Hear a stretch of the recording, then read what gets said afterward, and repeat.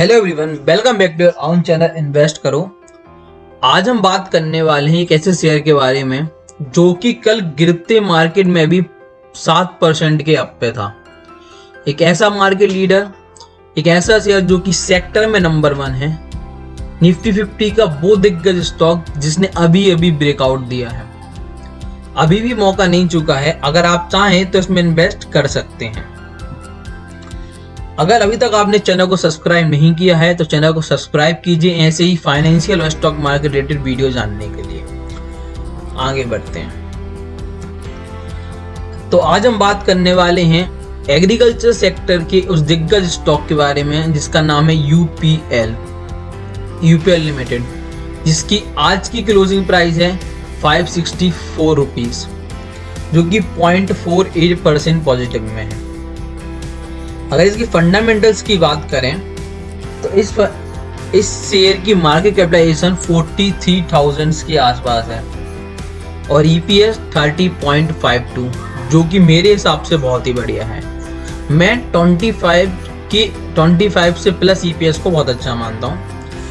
P देखी जाए तो 18.48 और सेक्टर का पी देखें तो 50.33, मतलब सेक्टर की पी से हाफ से भी कम रेट पे आपको ये शेयर मिल रहा है।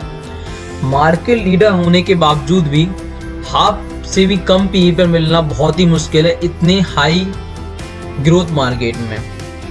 अगर पीवी देखें तो पीवी रेशियो है 2.20, मतलब current market price book value के 220% ही है सिर्फ। डिविडेंड यील्ड देखी जाए तो 1.06, मेरे पैरामीटर में 1 की डिविडेंड यील्ड भी बहुत अच्छी होती है, बट इसकी डिविडेंड यील्ड 1.06 जो भी अच्छी है। इसका मतलब ये होता है कि करंट मार्केट प्राइस से आपको 1% का डिविडेंड हर सारी कंपनी देगी ही देगी। अब हम फाइनेंशियल्स पे आ जाते हैं। फाइनेंशियल्स में अगर आप रेवेन्यू देखें तो लगातार ग्रोथ करता जा रहा है। 2016 से लेके 2020 तक लगातार ग्रोथ दिख रही है।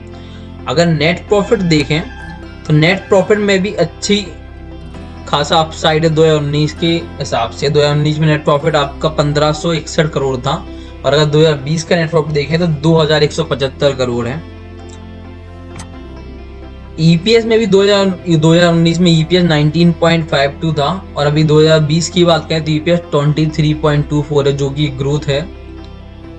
अगर रिटर्न ऑन इक्विटी की बात करें तो 2019 में रिटर्न ऑन इक्विटी 10.13 थी, जो कि 2020 में 10.89 हो गई है, जो भी अभी ग्रोथ पर चल रही है। और डेब्ट टू इक्विटी रेशियो की बात करें तो 19 में 1.96 था और 2020 में 1.76 है, जो भी अच्छा पैरामीटर दिखा रहा है। अगर अब हम शेयर होल्डिंग पैटर्न की बात करते हैं तो शेयर होल्डिंग पैटर्न में प्रोमोटर्स ने 27.88% की होल्डिंग ले रखी है, FII ने 37.15% की होल्डिंग ले रखी है और DII ने 16.24% की होल्डिंग रखी है और पब्लिक को सिर्फ 18.74% की होल्डिंग मिली है। अगर हम प्रमोटर FII और DII की होल्डिंग्स देखें तो बहुत बड़ा भाग इन तीनों के पास है, जो कि डिनोमिनेट करता है कि ये शेयर कितने ज्यादा लोगों को FFI को DII को पसंद है। प्रमोटर का विश्वास भी अपने शेयर पे बहुत ज्यादा है, इसलिए उनने भी अच्छी खासी होल्डिंग्स ले रखी हैं। अगर हम पीयर ग्रुप कंपेरिजन की बात करें तो इसके पीयर ग्रुप में मैं कंपेयर करना चाहूंगा PI इंडस्ट्री को और फाइन ऑर्गेनिक को। तो अगर हम पीवी रेशियो देखें PI इंडस्ट्री का, जो कि 12.93 है और फाइन ऑर्गेनिक का भी 12.30 है और इसका पी सिर्फ और सिर्फ 2.20 है, मतलब कितने कम वैल्यूएशन पे आपको ये शेयर आज भी मिल रहा है। सेम पी रेशियो की बात करें तो PI इंडस्ट्री का पी 56.88 है और फाइन ऑर्गेनिक का भी 58.53 है और अगर यूपीएल की पी की बात करें तो सिर्फ और सिर्फ 18.48 पर मिल रहा है।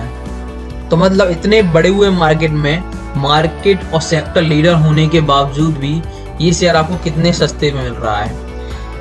उसका सिर्फ एक कारण है, क्योंकि कुछ समय पहले कॉर्पोरेट गवर्नेंस से लेके इश्यूज इस शेयर में आए थे, जिस वजह से 15% एक दिन में ही टूट गया था शेयर।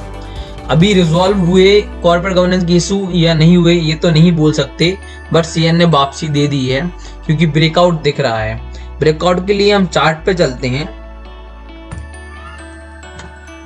अगर आज का डेली एनालिसिस करें यूपीएल लिमिटेड का, तो आप देख सकते हैं साफ साफ रेजिस्टेंस को तोड़कर इसने ब्रेकआउट दिया है और ब्रेकआउट सस्टेन भी कर रहा है। अगर आप देखें तो ये इनका सपोर्ट दिख रहे हैं और ये रेजिस्टेंस दिख रहे हैं। तो अगर आप इसमें पोजीशन बनाना चाहते हैं तो आप 492.90 का स्टॉप लेकर अभी इसमें पोजीशन बना सकते हैं। ये आपके लिए स्विंग ट्रेड और लॉन्ग टर्म इन्वेस्टमेंट दोनों के लिए फायदेमंद हो सकता है, क्योंकि अच्छी ग्रोथ दिख रही है इस ईयर में इसके बाद, और अच्छा ब्रेकआउट देखने को भी मिला है। अब आगे मैं आपसे ऐसी बात करना चाहता हूँ जिसके बारे में बहुत कम लोग बात करते हैं, इसके लॉन्ग बिल्डिंग अप के बारे में। लॉन्ग बिल्डअप कितना अच्छी की वेबसाइट पर जाएंगे और अभी मैंने देखा है कि इसका लॉन्ग बिल्डअप मतलब होता है, अगर जो लोग लॉन्ग बिल्डअप नहीं जानते हैं, उसमें ये होता है कि प्राइस भी आपका फ्यूचर प्राइस भी इंक्रीज हो रहा है और जो ओपन इंटरेस्ट है, percentage change in open interest, वो भी इंक्रीज हो रहा है। इसका मतलब आपको फ्यूचर में एक अच्छी ग्रोथ की पॉसिबिलिटी दिखाई देती है। मैं पॉसिबिलिटीज की बात कर रहा हूँ, कोई भी गारंटी नहीं ले रहा हूँ, इसमें आपको एक अच्छी पॉसिबिलिटी दिखाई देती है। अगर आप देखते हैं तो फ्यूचर्स में 0.69% का हाइक है, जो कि 564.7 रुपीज के आसपास जाता है, और ओपन इंडेक्स देखकर open percentage change in open index है 1.16, जो कि अच्छा दिख रहा है। मतलब लॉन्ग बिल्डअप की पॉसिबिलिटीज भी दिखाई देती हैं। मगर कोई भी इन्वेस्टमेंट करने से पहले अपने रिसर्च खुद करें, अपना एनालिसिस खुद करें, क्योंकि पैसा आपका है, रिटर्न आपका है, तो रिस्क भी आपका ही होगा। Thank you, that's all for today, have a nice day.